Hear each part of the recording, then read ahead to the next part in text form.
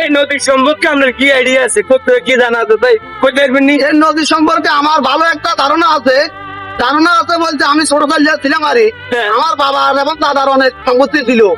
এই যত সম্পত্তি আছে সেই সম্পত্তি দেখ এই মেঘনা নদী এক আছে, এই আমার কাছে এই ধারণা আছে। এরা ভাই। ঠিক আছে। আরে ভাই, হ্যাঁ সম্পদ গেলে আল্লাহ সম্পদ দেয়। হ্যাঁ কি সম্পদ কে সেটা চিল্লারেন? এই নদী হাতিয়ার, এই নদী হ্যাঁ সেটা খাইছে। হ্যাঁ এটা কখনো মজার মতো নয়। এই কেমনে?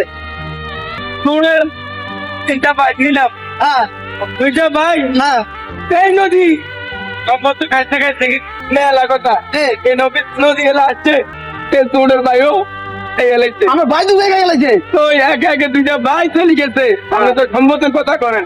এই হাতিয়াতে থাকি সম্পদ হারাইছি, ভাই হারাইছি, জমিন হারাইছি। হাতিয়াতে কি হারাইছি এই কথা আর কখনো উঠেন না। আচ্ছা সেই কথা যদি বলতে যাই, আজকে হাতিয়ার 7.5 লক্ষ মানুষ নদীর বিলীন হয়ে আছে, বিলীন হয়ে।